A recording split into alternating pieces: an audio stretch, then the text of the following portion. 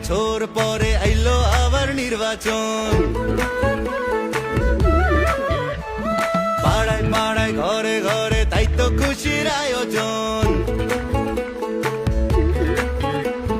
17 বছর পরে আইলো আবার নির্বাচন। পাড়ায় পাড়ায় ঘরে ঘরে তাই তো খুশির আয়োজন। ভোট সবাই তাসে দাসে যাইতাছি জানাইয়া, সবার আগে বাংলাদেশ আন্ধার পিছে দিয়া। চাচা ভোট দিতে যাইও